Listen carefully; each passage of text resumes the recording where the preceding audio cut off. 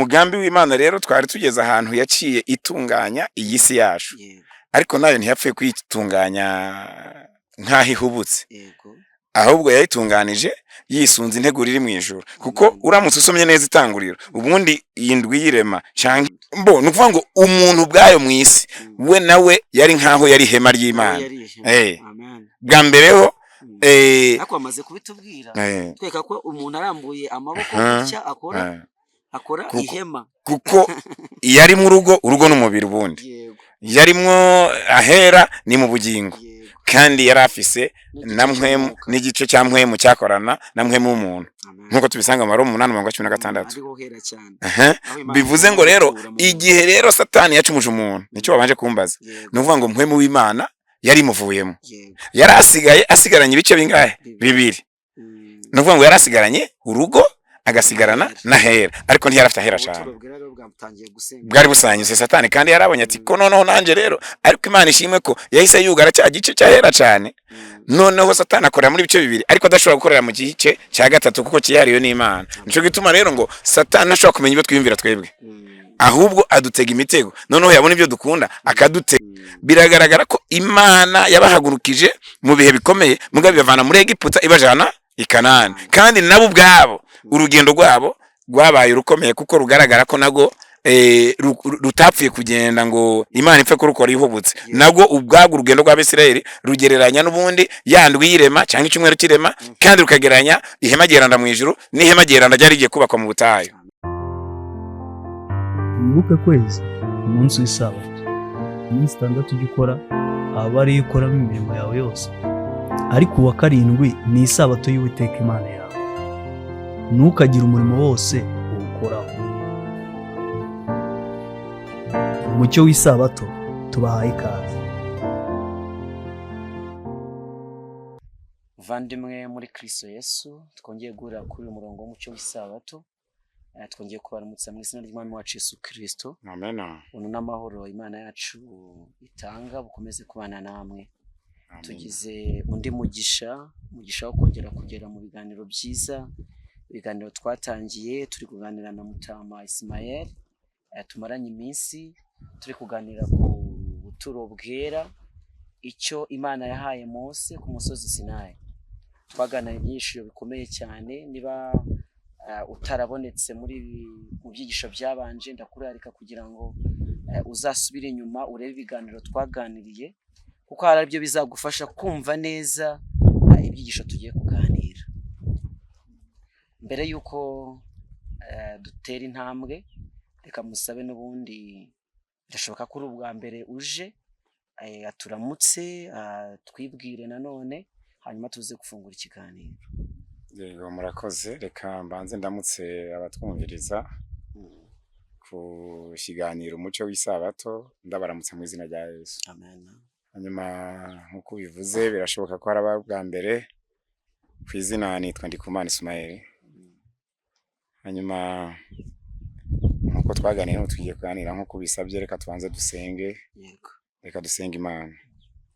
Tugarutse imbere yawe, wewe wera kandi weza, Umwami w'abami, izina ryawe nirihabwe icyubahiro.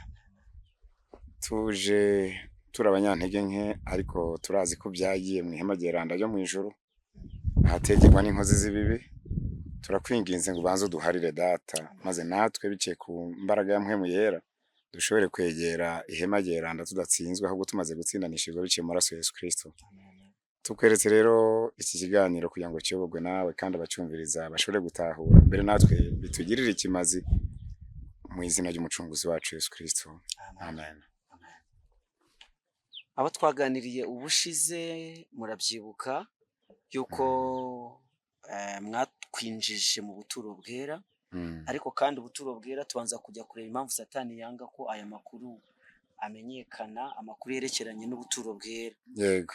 Aya makuru rero watubwiye yuko ari intambara yatangiriye mu ijuru, twereka uwigometse Satani, ashaka kurwanya Imana, ashaka kurwanya ukuri kwerekeranye n'ubuturo bwera, ndetse dusanga koko mu ijuru hari ubuturo bwera, kuko Mose yabwiwe yuko agomba kubaka ubuturo bwera akurikije icyitegererezo cy'ibyo yeretswe aho ngaho ku musozi Sinayi, ibyo yeretswe biri mu ijuru. Yego.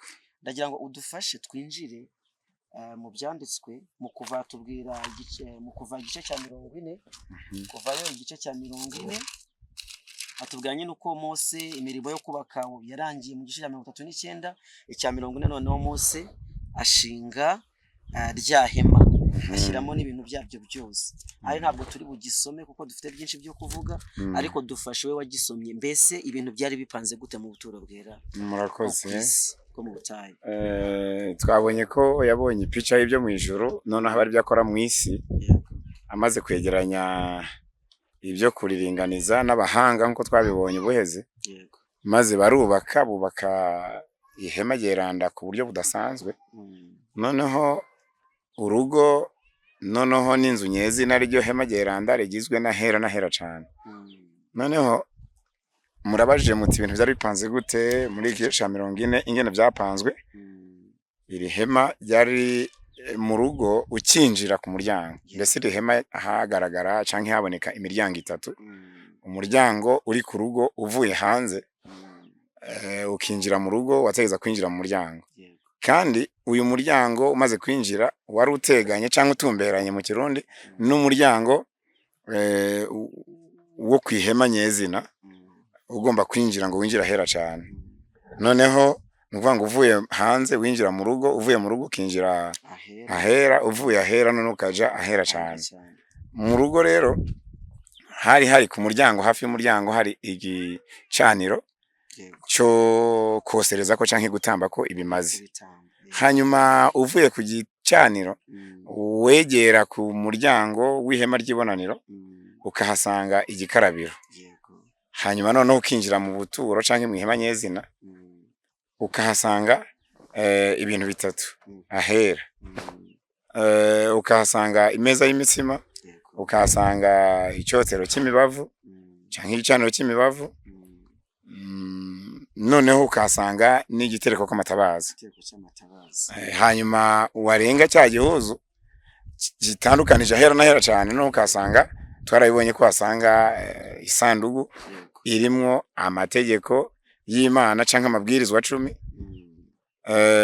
kandi yari ifunitse n'umutemeri w'imbabazi canke umutemeri w'ihongerero uyo mutemeri rero niyo twokwita intebe y'Imana yavyagiraho ko wari uri ko Shekina hanyuma twabonye ko wari uriho ku ruhande no ku rundi abamarayika babiri bashanje amababa canke batanze amababa hejuru yiyo ntebe canke umutemeri w'imbabazi nk'abarinda intebe y'Imana kandi bakarinda n'isandugu irimwo amabwirizwa 10 y'Imana nk'ibwirizwa nshingiro riranga Imana ibihe byose yego nivyo bintu rero nuko iryo hema byari bitonze rero ku rugero rudasanzwe kuko ntago byari bipfuye gupangwa uvuye ku gicaniro ukaja ku gikarabiro ukaja ku noneho kinjira hera byari bitonze ku buryo uza gusanga bikoze ikimenyetso cy'umusaraba cyangwa mu yandi magambo byubatse nk'uko umuntu yubatse nawe uzaje hiherereye uhaguruke noneho urambura amaboko uzasanga nawe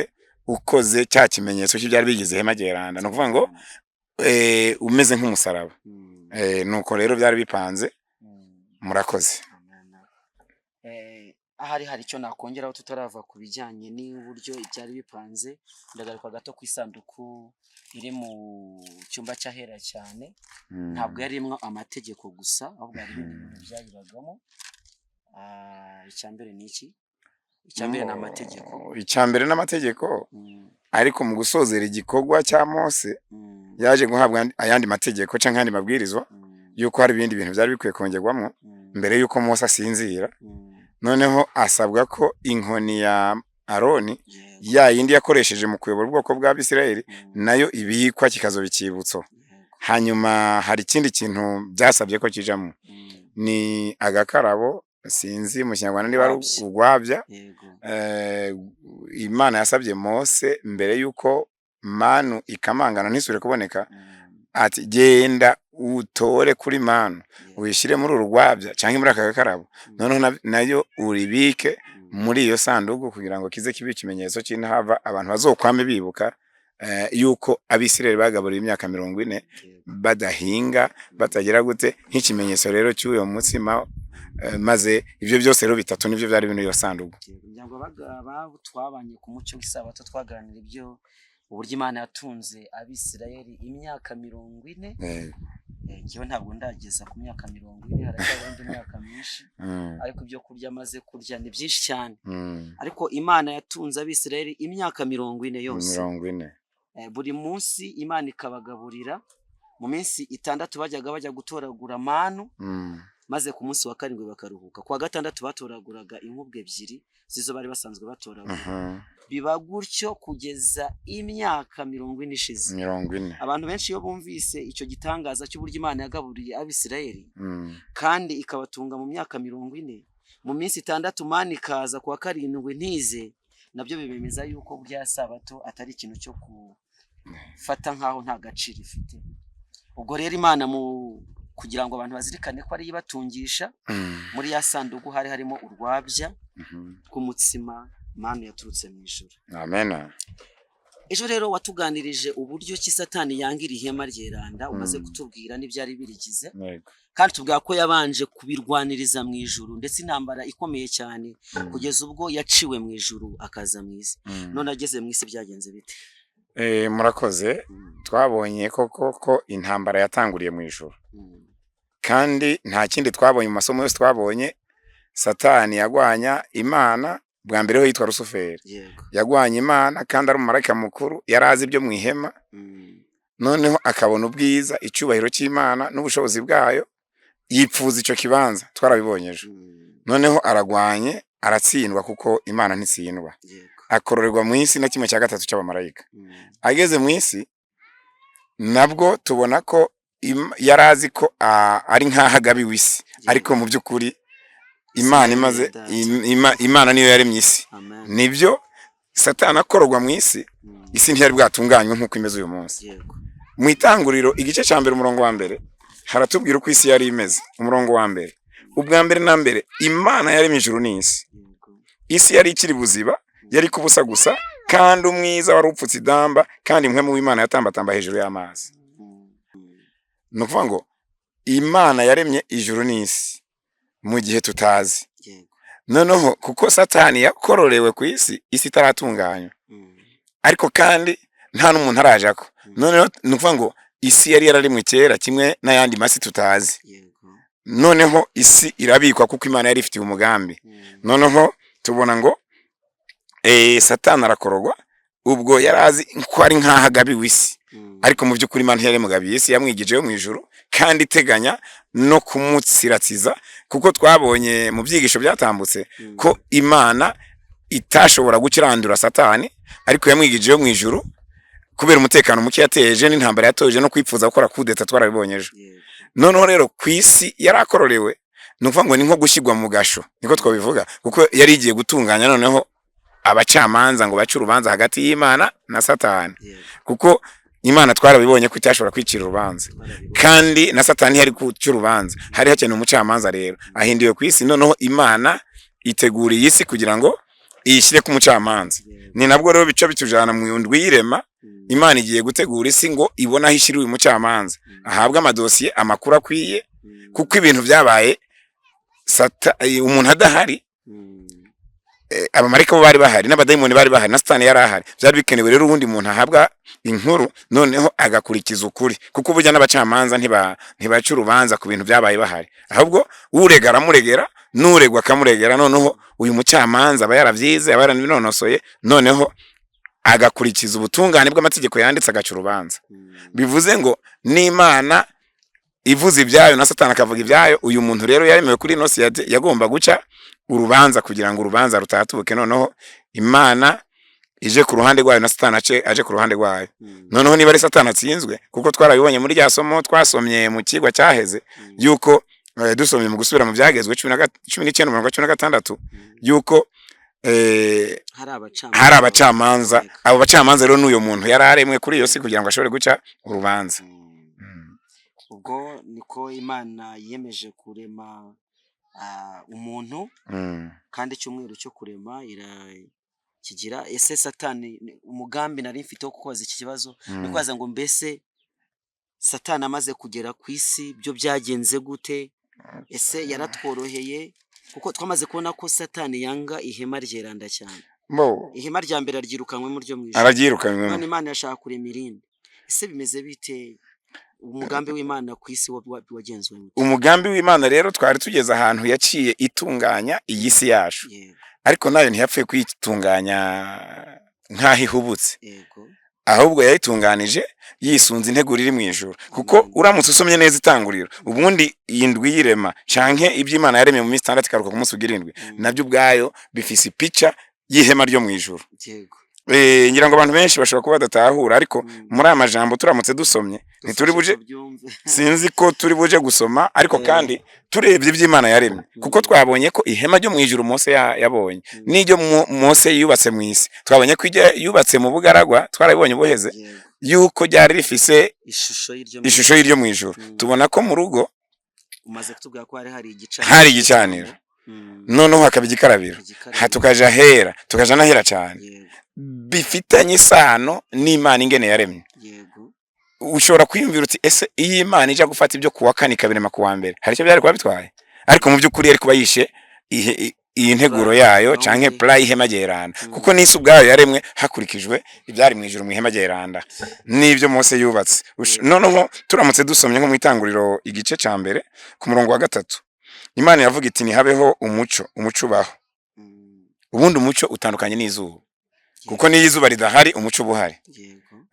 Noneho rero Imana ibona ko umuco ari mwiza, iraheza itandukanya umuco n'umwiza. Imana yita umuco umurango, umwizi wita ijoro. Buragoroba buraca, uwo n'umunsi wa mbere. Batumva kiri mu rurimi rw'ikirundi, iyo bavuze umwiza mu kirundi bavuze umwijima, kugira ngo abantu baze kwisobanukira. Murakoze. Noneho rero bivuze ngo ku munsi wa mbere Imana yaremye iki? Umuco canke umuco. Bisigura ngo muri rya hema Mose yubatse, twarabibonye ubuheze, mu rugo tuhasanga igicaniro, kandi kigereranya canke igicaniro cy'ibitambo, igitambo bwacyo cyatambwa cyagereranya Kristo. None n'umuco hano Imana itanguriye ko nkuko winjiye mu ihema n'ubundi utangurira ku gitamba ku gicaniro batanga ibimazi, ni ukuvuga ngo noneho no mu irema Imana itanguye umuco, kandi umuco ubwayo ni Kristo. Dusomye muri Zaburi y'ijana na 19:105 havuga ngo ijambo ryawe n'umuco umurikira ibirenge byanje mu nzira yanje. Noneho ni ukuvuga ngo Kristo niwe muco, niwe wagereranya cya gitambo, ni nawe wagereranya wa muco warimwe ku munsi wa mbere. Kugira ngo tubyumve turebye ubutumwa bwiza bwa Yesu uko bwanditswe na Yohana mu gice cya mbere, gusoma imirongo ine ibanza, maze kutubwira ko Zaburi 119:105 ijambo ry'Imana ni umucyo. Noneho igice cya mbere cya Yohana umurongo wa mbere bavuga ngo mbere na mbere hariho jambo. Yesu Kristo yongera kwitwa jambo, niwe Mana, niwe jambo, kandi yahoranye n'Imana. Jambo yahoranye n'Imana, kandi jambo yari Imana. Murakoze cyane. Yahoranye n'Imana mbere na mbere, ibintu byose niwe wabiremye, ndetse no mu byaremwe byose nta na kimwe kitaremwe nawe. Murongo wa 4 nashakaga, muri we harimo ubugingo, kandi ubwo bugingo bwari umucyo w'abantu. Amen. Muri we harimo ubugingo, kandi ubwo bugingo wari umucyo w'abantu. Bivuze ngo no mu gutangura kurema habanje umucyo, kandi urumva no mu ihema ryeranda n'ubundi habanza igicaniro cyo kosereza kw'ibitambo, kandi igitambo bwacyo cyasura Kristo. Ni ukuvuga ngo Imana rero niyo mpamvu nakubwira nti ntiyashobora guhera ku wa kane, yahereye ku rutonde rw'ihema rimeze mu ijuru n'ihema Mose yabonye mu ijuru akaryubaka. Haleluya. Noneho kubugira kabiri, ubwo ikintu cya mbere cyitwa igicaniro tukijyanyije n'umunsi wa mbere wo kurema, aho Imana iremye umucyo, kandi umucyo ni Kristo, kuko tubibonye muri Yohana igice cya mbere umurongo wa 4 cyane niho habisobanuye neza, mbere no muri Zaburi 119:105. Noneho rero nuvuga ngo ku munsi wa mbere Imana yaremye umucyo. Wumve ko Imana yaremye ikurikije ihema ryeranda, ryarindi Satani yagwanije. Ni nacyo gituma Satani agomba gucurika ibintu akabuza abantu ko batahura indwi y'irema. Ntabwo bundi umucyo muri gahunda ya Satani ashaka ko batahura irema gusa, ahubwo ashaka kugwanya, kuko kuva mu ijuru yagwanije ihema ryeranda. Niyo yagwanije irema, ntabwo ariko aragwanya irema, aba ariko aragwanya rya hema n'Imana ubwayo. Noneho ubwa kabiri uvuye ku mucyo, Imana yavuga iti ntihabeho itazanure. Sinzi mu Kinyarwanda baranditse ngo iki ku murongo wa 6, isanzure cyangwa itazanure. Iti ntihabeho itazanure hagati y'amazi, ritandukanya amazi n'ayandi. Imana iraritazanura itandukanya amazi yo munsi y'itazanure n'ayo hejuru yaryo biba kuno, maze iryo tazanura Imana iryita ijuru. Buragoroba buraca umunsi ugira kabiri.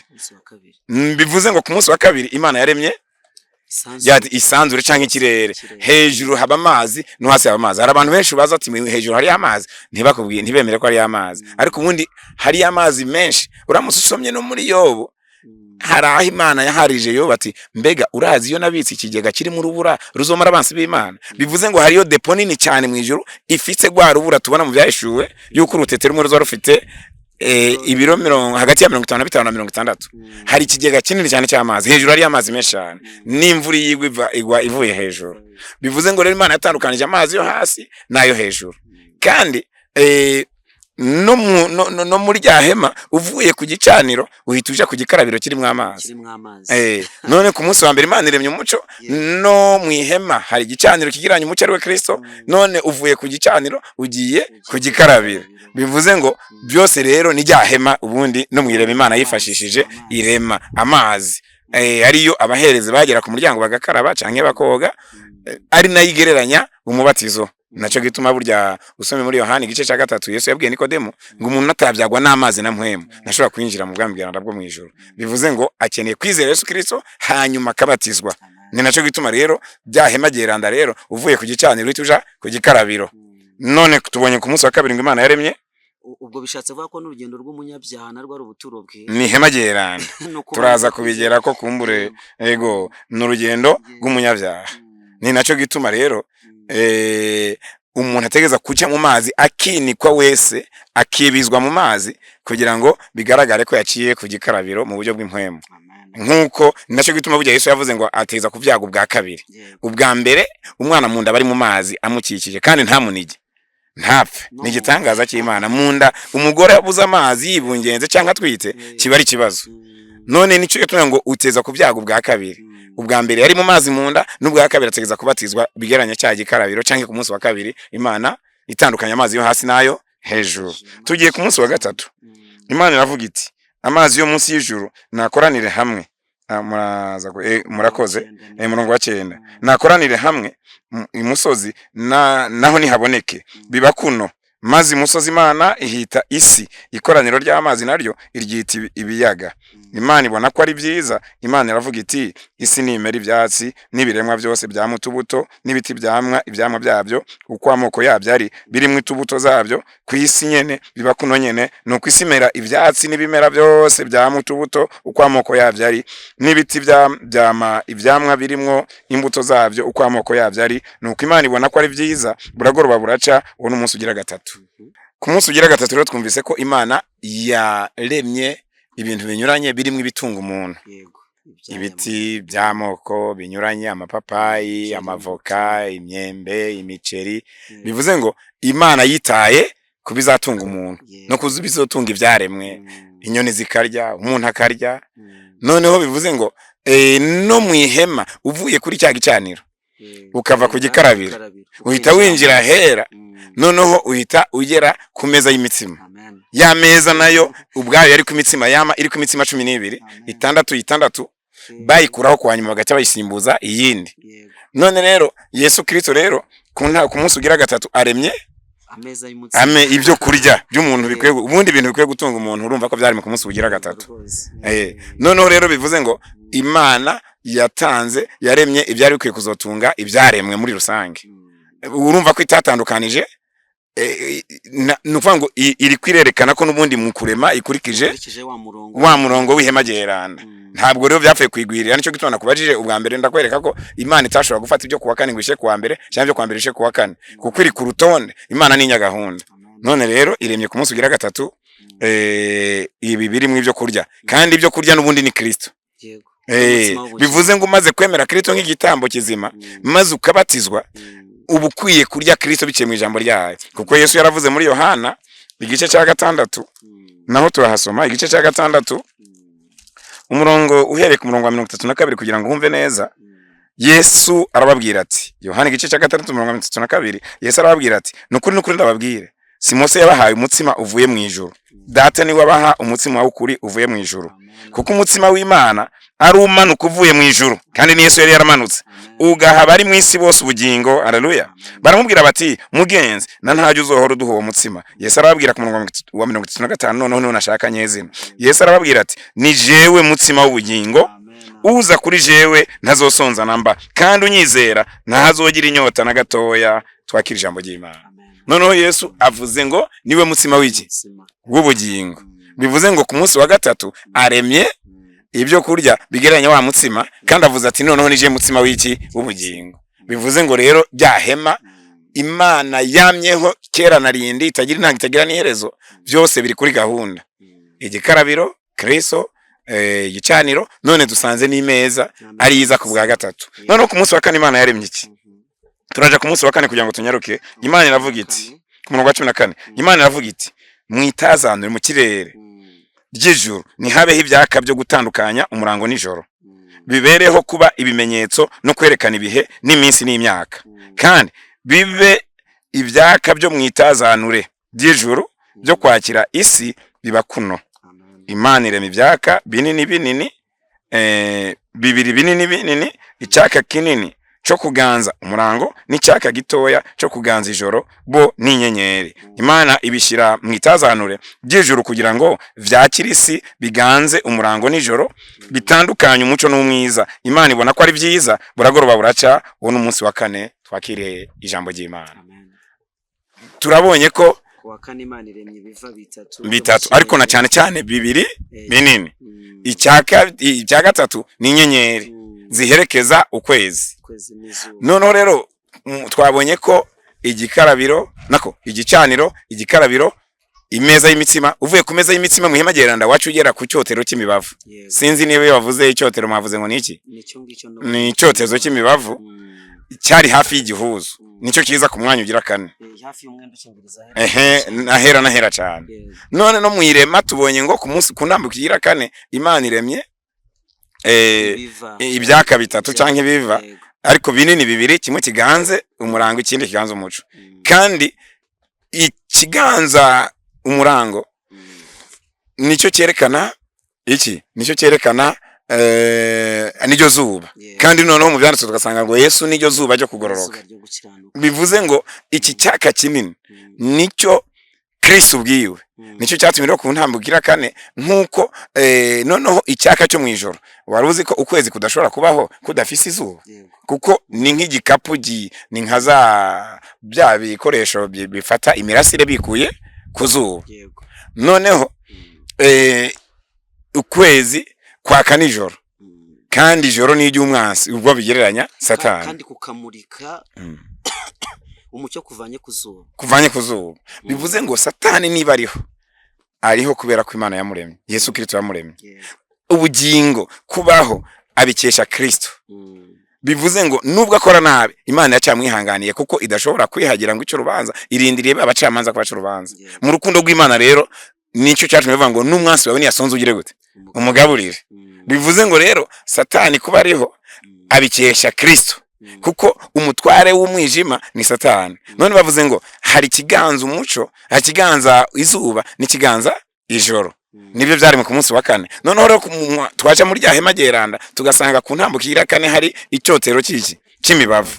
Bivuze ngo iyo turiko turasenga, dusenga twerekeye Kristo ko ari we muco ari mu ihema geranda, cyangwa tugasenga twerekeye Satani. Abagabo baduhanze cyangwa dukomba guhitamo ni babiri. Iyo utari ku ruhande rwa Kristo, uri ku ruhande rwa Satani. None rero ku munsi ugira kane tubonye ko Imana yaremye ibyaka bibiri binini, ikiganza umurango n'ikiganza umwijima. Ariko none tusanga ko nubundi ukwezi kubaho ari uko gukuye imbaraga ku zuba. Bivuze ngo Satani kubayeho nuko yaremwe na Yesu.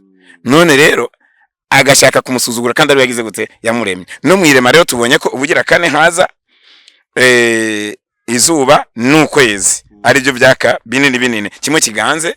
Noneho Satani akaba umutware w'umwijima.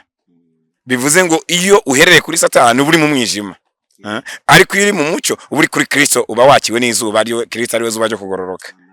Tumanutse rero tukagenda ku murongo wa 20 cyangwa 20, Imana iravuga iti mu mazi nihasegenyuke isegenya ry'ibifite ubugingo, kandi biguruka nibiguruke hejuru y'isi mu kirere cy'ijuru. Imana irema ibifi binini binini n'ibifise ubugingo byose bigendagenda ibyasegenyutse mu mazi nk'uko amoko yavyo ari, n'ibiguruka byose bifise ibyubi uko amoko yavyo ari. Imana ibona ko ari byiza. Imana irahezagira iti nimurondoke mugwire mwuzure mu mazi yo mu kiyaga, n'ibiguruka nibigwire mu isi. Buragoroba buraca uno munsi ugira gatanu. Tunyarutse rero duca dusanga ko ku mwihema geranda kubugira gatanu tuhabona igiterekwa kw'amatabaza cyangwa igiterekwa kw'amatara cyaka kimurikira mu nzu hose. None ku munsi wa gatanu tubonye ngo Imana yaremye ibyo mu kirere. Bivuze ngo iyo umaze kwakira Kristo ukaba wamaze kwakira ku gicaniro ukabatizwa ukajya ku meza y'imitsima ari we Kristo biciye mu ijambo ry'Imana, none ugasenga werekeye kuri Kristo. Amasengesho atari uburyarya yerekeye Kristo, no kuvuga wakiye izuba uhita iyo umaze kuvoma izuba nawe ubutangiye kumurika nk'uko ya matara yamurika. Ubwo rero ngo ni wowe ushobora kuguruka ukajana ubutumwa hafi na kure. Kuba ari hafi rero murabona ko mu mazi arahari abantu benshi, ariko ushobora no kuguruka ukajana ubutumwa kure. Bivuze ngo ni nacyo gituma rero mu irema yaciye irema ibigendera mu kirere bishobora kuguruka bikajana ubutumwa hirya, bishobora kugera kure no hafi. Rero mu buryo bwamwe mu bikagereranya ibiguruka mu kirere n'ibiba mu mazi bifite ubugingo, ariko bitegerezwa gutuma haboneka ubugingo. Nacyo gituma rero ku munsi kuri gatanu hari mu biguruka mu kirere nkuko tubonye ko mu ihema geranda hari itabaza canke igiterekwa kw'amatara. Ubwo urumva rero ko Imana itafuye kurema ibintu ku buryo bwa giturumbuka. Ubwo rero tugeze tunyarutse tukaja ku murongo wa 24 kandi nkurogoye nibyo mu nyanja nabyo nuko, kuko Bibiliya igaragaza mu mvugo ya gihanuzi ko inyanja isobanuye abantu benshi. Ubwo abantu bajyanye ubwo butumwa babatishijwe umwuka wera. Ubwo nekereje n'ibya mwuka wera yuko mwuka wera yamanukiye Yesu afite ishusho nk'iyinuma. Bisobanuye yuko yanuma yarimwe ku munsi wa gatanu. Amena. Ubwo rero abo bantu bafite ubugingo rero ngo niwashobora gutuma n'ibiri mu nyanja bigira iki ubugingo. Uramutse usomye nko muri Ezekiel ngira ngo ni igice ca 42 amazi yava mu rusengero noneho akagenda atembera gushika n'ahagera mu nyanja ipfuye, maze bituma haboneka ubugingo. Umurongo wa 24 Imana avuga iti isi nizane ibiri n'ubugingo nk'uko amoko yavyo ari, by'ibitungano n'ibyikwega hasi n'ibikoko byo mu isi nk'uko amoko yavyo ari. Biba kuno nuko Imana irema ibikoko byo mu isi nk'uko amoko yavyo ari, n'ibitungano nk'uko amoko yavyo ari, n'ibyikwega hasi byose nk'uko amoko yavyo ari. Imana ibona ko ari byiza. Imana iravuga iti tureme umuntu mu ishusho yacu ase natwe, aganza amafi yo mu kiyaga n'ibiguruka mu kirere n'ibitungano byo kwisi n'ibyikwega hasi byose n'ibigenda byikwega hasi byose. Nuko Imana irema abantu bari uburyo bungahe bubiri, maze Imana irabahezagira ati nimubyare murondoke mugwire mwuzure isi. Ubwo turi ku munsi wa kangahe? Wa gatandatu. Tubonye ko Imana yaremye udukoko tugenda hasi ibiri imigere minini maze iheruka umuntu. Bivuze ngo umuntu yamaze kwakira Kristo hanyuma akabatizwa akarya ku meza y'imitsima agasenga yerekeye Kristo akaba itara, uyo niwe Imana ibimaze kurema bushasha. Ihitimo umuntu araremwa kandi niwe ashobora kubahiriza twaba dukoko duto twaba tunini twatundi twikwega hasi twaremewe rimwe n'umuntu akamenya ati iki nacyo mu rukundo rw'Imana nacyo gikwiye gusonerwa. Nicyo cyatumye rero nicyo gituma rero nguyu niwe ashobora kwinjirana n'Imana hera cyane. Noneho ku munsi ugira gatandatu tubona ngo Imana iremye uwo muntu. Noneho mu ihema geranda tubona ubugira gatandatu haza ahera cyane.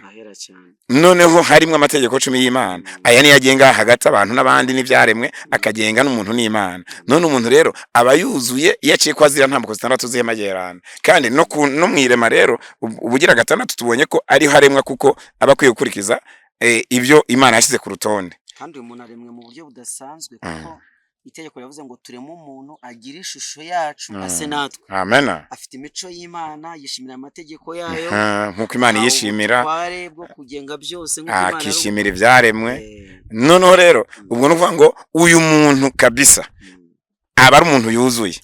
Ni nacyo gituma rero Imana yakoze mu standard karuhuka, ariko noneho umuntu akaremwa ku munsi ugira gatandatu agacarukana n'Imana atakoze. Nuvuga ngo ni muri gwa rwego gwa bya bindi byo gucungura umuntu, bya bindi byari mu ihema geranda ari hagakiza kacu gaturuka. Bivuze ngo Imana yarakoze iraruhuka nyuma y'iminsi 6. yego Hanyuma umuntu nawe aruhuka atarakora. Bivuze ngo twebwe kugira ngo dushobore gukora igikorwa cy'Imana nuko tubanza kuruhukira muri Kristo Yesu, tukemera umwami n'umukiza, tukemera ihema ryerana, tukemera ziriya ntambuko na biriya bintu biri mu ihema ryerana, noneho Imana ikaduha umutima musha. Ibi turaza kubisanga muri Ezekiyeli 3:6-2:5 gushika 2:7 nako tuhasome kugira ngo ntituvuge ibyo ku munwa gusa. Ezekiyeli 3:6-2:5. Haragira hati, kandi nzobamisha ko amazi mushira imbyiro, nzoboza imyanda yanyu yose n'ibigirwamana byanyu byose, kandi nzobaha umutima musha, mbashiremo impwemu nsha, nzokura umutima ukomeye nk'ibuye mu mibiri yanyu, mbaho umutima woroshe nk'inyama, kandi nzobashiramo impwemu wanje, ndabagendeshereze mu byagezwe byanje, namwe muzokwitondera amabwirizwa yanje muyashitse. Twakira ijambo ry'Imana. Ubwo rero kuvuga ngo umuntu agiye aremwa ari uko akurikije rwa rutonde mu buryo bw'impwemu. Nicyo gituma Imana rero, Imana yaremye umuntu ku munsi ugira 6 kandi atunganye agororotse asa n'Imana. Yego. Twongeye ko umurongo umwe gusa mu Rwambere rwa Bikorinto igice cya 3 umurongo w'9. Igice cya 3 umurongo w'9. Ngira ngo ahari kucyo wambajije nshobora kuba natevye ariko ndashoje.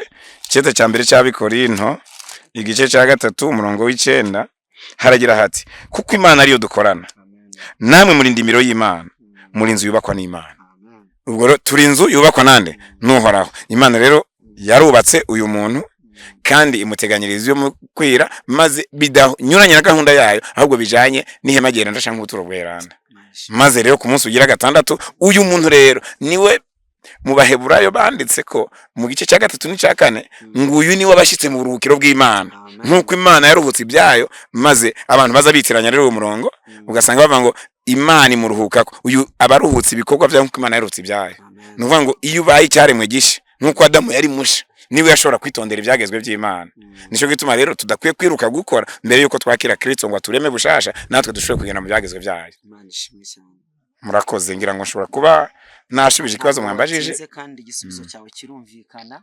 Turabona mu mugambi w'Imana n'ubundi no mwirema itunganya isi tubonyemo ubuturo bwera. Amen. Ishusho y'ihema ryera. Yego. Ariko kandi ejo twabonye ko mu byigisho byatambutse Satani yanga cyane ihema ryerana.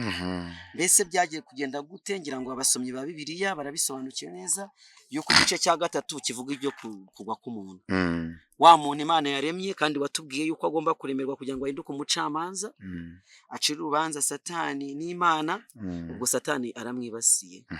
Ubwo si by'ubuturo bwera bizamenyekana bite kandi? Murakoze, mbere yuko tuje aho hantu mugarutse ku kintu cy'ingenzi tutakomeje ko Imana yibasiye umuntu. Wibuke Satani yibasiye umuntu. Murakoze.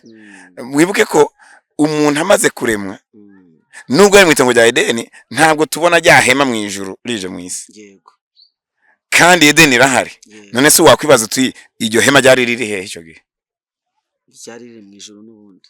Nukuvuga ngo umuntu bwayo mu isi we nawe yari nkaho yari ihema ry'Imana. Amen. Bwa mbereho ariko amaze kubitubwira tweka ko umuntu arambuye amaboko gutya akora ihema, kuko yari mu urugo n'umubiri ubundi. Yarimwo ahera ni mu bugingo, kandi yari afise namwe n'igice cya mpwemu cyakorana namwe mu muntu, nkuko tubisanga mu Roma 8:16. Bivuze ngo rero igihe rero Satani yacumuje umuntu, nicyo babanje kumbaza, nuvuga ngo mpwemu w'Imana yari muvuyemo, yari asigaranye ibice bingahe? 2. Nuvuga ngo yari asigaranye urugo agasigarana na hera, ariko ntiyarafite ahera cyane, bwari busanyuse Satani. Kandi yarabonye ati ko noneho nanje rero, ariko Imana ishimwe ko yahise yugara cya gice cya hera cyane.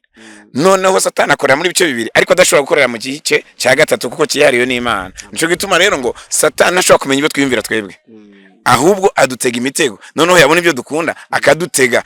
Kristo nawe yagarutse mu muntu ateza kugaruka muri cya kibanza yahozemo kugira ngo abashe gutegeka. Noneho hari ikibazo mwari mubajije mwagisubiramo kugira ngo tugende, nari nashatse kongera kwakagana. Urabona ko ihema ry'Imana ryibasiwe mu ijuru, Imana imaze kurema umuntu kandi atunganye, ariko Satani aramucumuje. Mbese ubwo umugambi w'Imana ntabwo uri burogo we ku buryo uburijwemo. Murakoze, ngira ngo noneho guhera kuri Adamu twodondagura ibisekuruza sibyo byatuzinduye tukava kuri Adamu tukajya kuri Nowa, hagati yabo harimo ibisekuruza 8. Yego. Satani amaze kubona ko umuntu acumuye yari azi ko amushoboye, ariko Imana twabonye mu itanguriro yahise ishyiraho porogaramu y'ibitambo, Yego. yiteguye kongera kugarura gahunda kugira ngo umuntu niyayemera ishyiraho ibitambo bisura Kristo ubwiwe. Noneho urugendo ruraza ruva kuri Adamu rushika kuri Nowa, ruva kuri Nowa rushika kuri Aburahamu rero tubona ko nibyo twabonye ejo, ngira ngo noneho tubona noneho hashyaho gahunda y'ihema ryerana. Nuvuga ngo Imana yari ibonye ko igihe kiriko kiregereza kugira ngo noneho yongere igarurire ibyo umuntu yatakaje. Kuzana ihema kwari kugira ngo Imana ibone aho yigishiriza abantu ihema ryo mu ijuru n'uburyo yipfuza gukiza umuntu. Ubwo rero Satani rero nawe afise umugambi wo gutuma abantu badatahura ihema ryerana, ariko ihema rero rije Satani yagize ikibazo kuko yari arizi mu ijuru. Aravuga ati ntegeza gukora ibishoboka byose, ihema nararyirukanywemo, umuntu we naramugushije ntakiri mu itongo rya Edeni, na cya cyumba cyahera cyane ntigikora muri we, bivuze ngo umuntu nta mategeko ari muri we. Nacyo gituma ngo amategeko yari hanze y'umuntu, yaranayambara mu gakaraza, kuko none Imana ikashaka umugambi wo kugarura amategeko y'Imana mu muntu kugira ngo yipfuze no kongera gusubira abe ace gwa rubanza, kandi mu mpera yago twongere tubane na Kristo nkuko vyahoze. Yesu ashimwe. Kubw'ivyo rero Satani yagerageje ibishoboka byose kugira ngo umugambi w'ihema ryeranda ntutahure iki. Maze kutwereka urugendo guhera kuri Adamu kugeza kuri Nowa, kugeza ubwo Imana yiyemeje kurimbura isi. Abantu bajya bibaza ikibazo, kubera iki Imana yarimbuje isi umwuzure mu gihe cya Nowa, Satani agasigara? Murakoze cyane.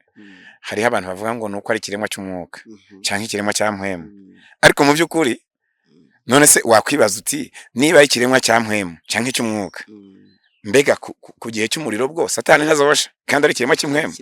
Bivuze ngo igihe Imana yarimbuza isi umwuzure, ntiyashobora kurimbura Satani, kuko Satani ku kirego yareze Imana yavuga ko Imana itwaza igitugu kandi irenganya ikoresha rero Imana nicyo cyari cyatumye irema Adamu kugira ngo ace urubanza hagati ya Kristo nande na Satani. None rero umuntu aracumura, mbere barushaho kuja mu bibi, Imana yicuza icyo yaremye umuntu iramurimbura, ariko hasigara Nowa n'umuryango wiwe. Bivuze ngo yari kwirarondera inzira ya wa mucamanza yuko hogira bemera kugoroka kwa Kristo ngo ibahe noneho yongere ibagire ihema rikwiye, ibarbitse amadosiye ko bizeye Imana maze babone guca urubanza. Imana rero ntiyashobora kurimbura Satani kandi hataraboneka abacamanza, kuko uwo yarize Adamu yaramaze kugwa. Rero kuva kuri Adamu gushika no munsi gushika kuri Kristo yari kwirarondera aba ihereza amadosiye y'ubucamanza kugira ngo bace urubanza. Satani rero ntiyashobora kurimbuka kuko ntihari bwaboneke abacamanza. Kubw'ivyo rero Imana yaramuretse suko atari kurimbuka, yari gushobora kurimbuka, ariko noneho nicyo cyatumye rero igarura inzira yo kurondera uburyo hoboneka abizera Yesu Kristo kugira ngo bahabwe mpwemu yera, bashobore kuba nabo nka Kristo agenda mu isi kugira ngo bahabwe ubwo burenganzira bwo guca urwo rubanza. Noneho rero nibamara kuboneka niwe ariko nicyo gituma na Satani akataje kugira ngo abantu ntibaboneke, kuko arazi ko twarabibonye mu cyigisho cyatambutse yuko Satani ariko aratuma abantu bataboneka, aba ariko aratuma atinza urupfu rwiwe, kuko warazi ko azopfa. Kubw'ivyo rero nicyo gituma Satani atarimbutse ko nta bacamanza bari bwaboneke. Okay, Yesu ntiyari bwaze ngo apfire umuntu, kuko umuntu yari mu biganza bya Satani, yari amwifitiye. Bivuze ngo Yesu gupfa ku musaraba rero yari atanze uburenganzira canke arishe icyasabwa kugira ngo umuntu yongere yidegembye.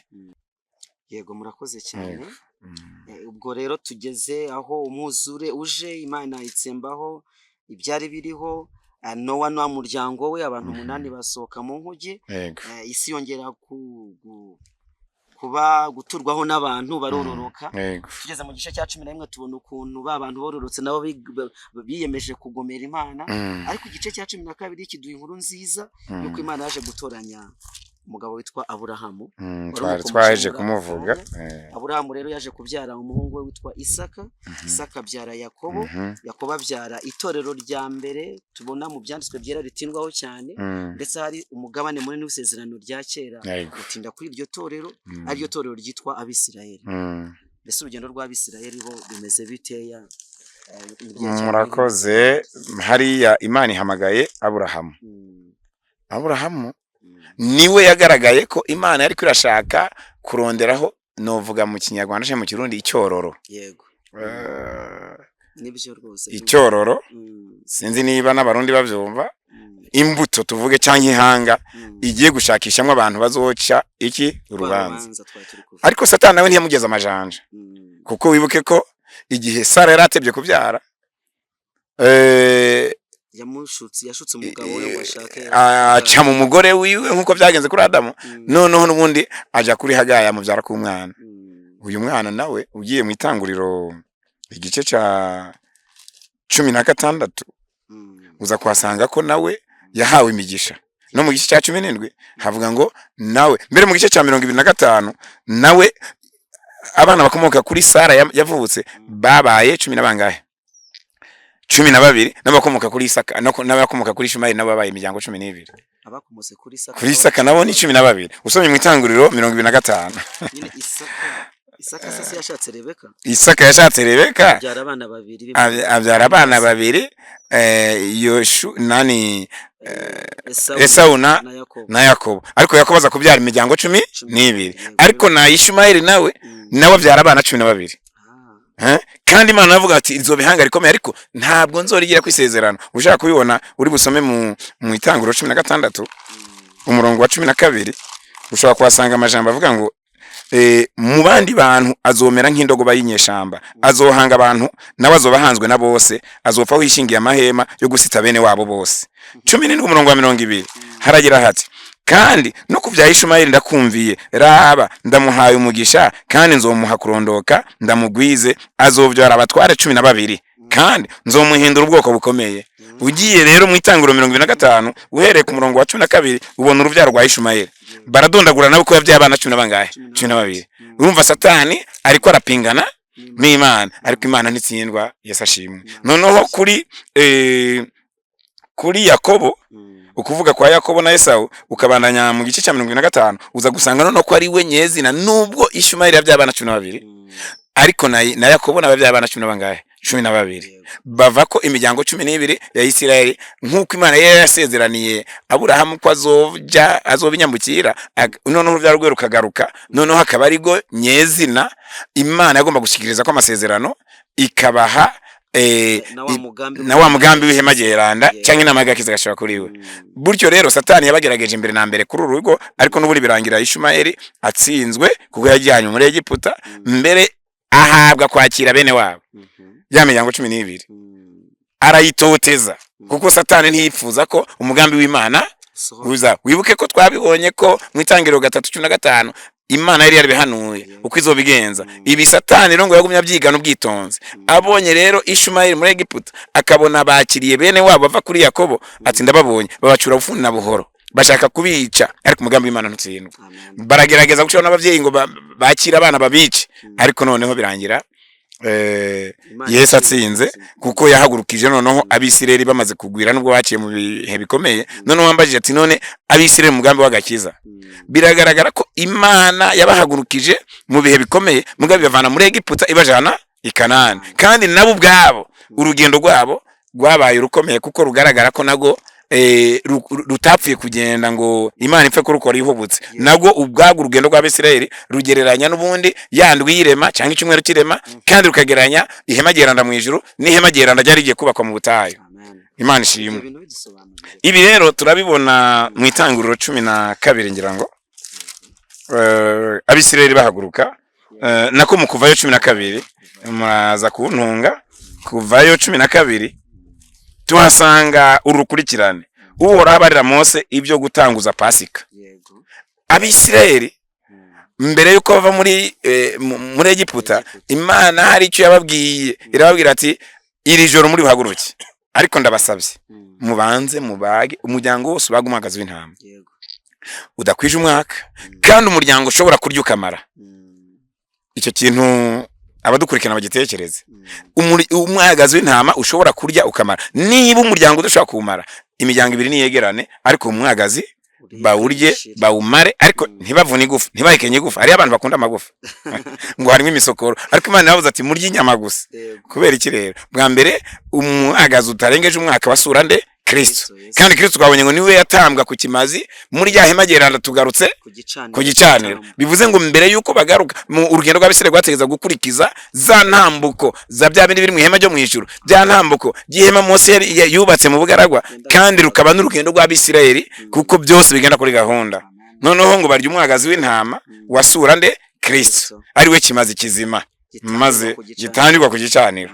Kandi bamaze gukora urugendo, bamaze ku Pasika ya mbere igereranya cya gicaniro cyari mu rugo, urugo rugereranya isi, kandi urugo rugereranya Egiputa nanone. Nico gituma umwagazi w'intama bawuririye muri Egiputa. Egiputa igabanya isi kandi ikagereranya umubiri, kuko uyu mubiri nawe ugereranya urugo cyangwa isi. Wanashaka uyu mubiri ntuzoja mu ijuru. Nimba warasomye neza Bibiliya, umubiri uzohindurwa, twambika umubiri utabora. Ni naco gituma rero Egiputa bayisize inyuma, maze bamaze kuhatambira umwagazi w'intama. Mbafata urugendo, baragenda bagera ku kiyaga gitukura. Cyangwa inyanja itukura. Turaja mu gice cya 14 ngira ngo uko bajabutse ikiyaga gitukura. Nuko Mose aramvura ukuboko hejuru y'ikiyaga, Uhoraho ahuhutisha umuyaga mwinshi uvuye iburasirazuba, ukesha ijoro ryose, usubiza ikiyaga inyuma, amazi ayagaburamo kubiri. Ndi gusoma umurongo wa 21 cyangwa 21 w'igice cya 14. Amazi ayagaburamo kabiri, ahinduka ikiyaga, ahindura ikiyaga humutse, maze Abisirayeli baca hagati mu kiyaga nk'abaca ku musozi, amazi ababera nk'umurombero iburyo n'ibumoso. None kugira ngo dutahure ibi nashaka kuvuga, tuje mu rwambere rw'Abikorinto igice cya 10. Urwambere rw'Abikorinto igice cya 10 turahasanga amajambo dufasha gutahura. Igice cya 10 umurongo wa mbere haragira hati, ibyabaye ku Bisirayeli byatubereye akarorero. Bene data, singomba ko mutamenya yuko basogokuruza bose bari munsi ya cya gicu, kandi yuko bose baciye hagati ya cya kiyaga cigabanije, bose bakabatirizwa kuba aba Mose muri ico gicu no muri cya kiyaga. Haleluya. Bivuze haza umubatizo. Tubonye ko babanje kuca ku gicaniro mu kurya wa mwagazi w'intama, none baragiye batumbeye ku kiyaga. None Bibiliya itubwiye ngo wari umubatizo, kandi ugiranye cya gikarabiro cyari none barajabutse. Ubwo dusubiye mu gitabo cyo kuvayo kugira ngo turabe intambuko igira gatatu. Turaja mu gice cya 16 cyo kuvayo 16. Batigeze tuyivugaho ijyanye nuko bahawe manu. Uhoraho aha Abisirayeli manu, nubwo tutarinda kwasoma.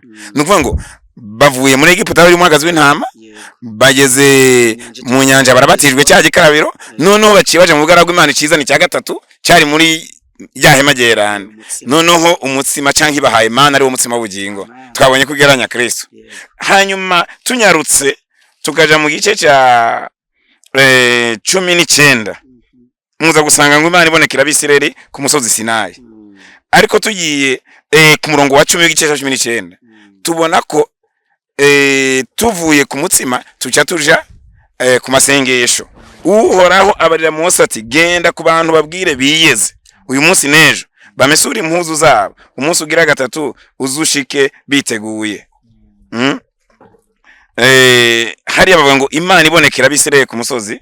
Mu kwe dusubiye ku murongo ngira ngo wa gatatu, Mose adugaho Imana iri, Uhoraho aramubwira ati n'ijwi rirenga ari kuri uwo musozi ati, uko bariko kubarira b'inzu ya Yakobo, ubabwira Abisirayeli uti, mwarabonye ibyo yabakoreye. Ku murongo wa 5 uti, none rero nimwamwumvira iby'ukuri mukitondera isezerano ryiwe, muzomubera inyego yihariye yitoranije mu mahanga yose, uti kuko isi yose ari yiwe. Nimwamwumvira mukamwizera. Tugeze noneho kuri ya ntambuko ya 4 mu ndwi y'irema. Twabonye ko ubugira 4 haza icyotezo cy'imibavu cyo ku amasengesho, gusenga twerekeye Imana. None bavuze ngo nimwamwumvira mugasenga mukizera Imana akaba ariyo musenga, izobashikaniriza ibyo yasezeranye. Noneho haca kiragaragara ko Imana yashaka ko bayizera bakayisenga bakagira n'isano nayo. Noneho tubonye rero ngo Abisirayeli nabo ibanje bamaze kurya manu, ibasabye gusenga berekeye no kuyizera. Ntiyarekeye aho. Ku murongo wa 10 umurongo wa 10 Uhoraho abarira Mose ati, genda ku bantu babwire biyeze uyu munsi nejo, bamesura imvune zabo. Wibuke ko mu ihema gerana tugeze ku ntambuko ya 5 dusanga itereko ko amatabaza nko gucana kumurika. Noneho ariko basaba noneho umucyo ugaragara ariko uvuye mu byo impwemu. Noneho habuze ati, nimwiyeze mube mu bimurike namwe. Amen. Hanyuma kuko hari icyo Imana yagiye kubakorera aricyo dusanga rero mu kuvayo tunyarutse mu gice cya 20 noneho kubaha amategeko. Oro twabonye ko amategeko ari ahera cyane, ni ukuvuga ngo za ntambuko 6 z'amagerano no muri ziragize gute zirujujwe. Yesu ashimwe. Kuko babanje kujya umwagazi w'intama, hanyuma barabatizwa, hanyuma bajya umutsima, basenga bizera Imana, bariyeza bahinduka umucyo itara, hanyuma bahabwa amategeko. Ni ukuvuga ngo urugendo rw'Abisirayeli nabwo rwari rushoje bya bintu 6. Ihema riruzuye. Mu by'ukuri iby'Imana biratangaje cyane kandi biranejeje. Nicyo nkundira Bibiliya. Amen. Ijambo ry'Imana ni umutsima w'ubugingo, umuntu ahora yumva uburyohe bwaryo uko bwije uko bukeye. Ngira ngo abantu b'Imana bakomeje gukurikirana iki cyigisho barumva ukuntu ari ibintu binejeje. Iyo wiyumvira ko nka William Mirere yize Bibiliya imyaka 2, yego, ubona umenga yakora ubusa, ariko burya yararyohewe. Iby'Imana bituma uva mu bwiza uja mu bundi. Iyo byirunduriye rero uraryoherwa kuko uguma wunguka. Tumaze kubona rero ihema ry'ibonaniro mu murimo w'Imana wo kurema mu itangiriro cya mbere. Turongera kutureba umuntu uko Imana yamuremye, dusanga nawe uko ateye ni ihema gerana. Tureba ukuntu Imana yatoranije itorero rya mbere, iri torero ry'Abisirayeli, nabwo uko Imana yari rihagurukije naryo ni ihema ry'ibonaniro. Kandi twamaze kubona ibyari bigize ihema ry'ibonaniro uko ari 6. Ahari tuzakomeza kwisuzuma twitunze.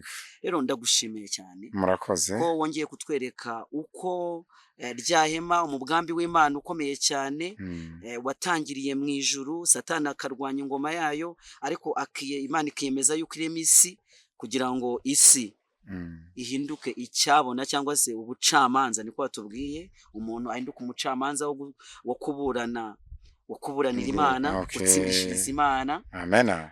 Satani agakomeza kubirwanya ariko Imana izanisha. Amen. No ku isi tubonye yuko byagerageje guhirikwa, ariko Imana iracyafite iracyafite inkoni yo gutsinda mu Amen.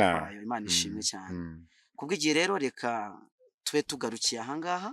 Sinzi niba hari ijambo ufite watugezaho, hanyuma uze ko mu mwanya nsenge dusoze. Murakoze, nta byinshi mvuga. Bwa mbere ho dushimira Imana, yego, kandi tunayisabe kugira ngo iducyorore dushoboye gutahura ibintu n'abazobyumva babitahure mu buryo Imana yifuza ko babitahuramo. Hanyuma kubitagenze neza ibigorore. Hanyuma rero tubibukanye gusa ko twabonye intsinzi y'Imana ko yamaho, ariko Imana itihagira, idakoresha ku nguvu. Irindiriye ko abantu b'abagorosi bakiriye Kristo ari bo basinya intsinzi ya Kristo no kuneshwa kwa Satani, maze bundi Satani akarimbuka.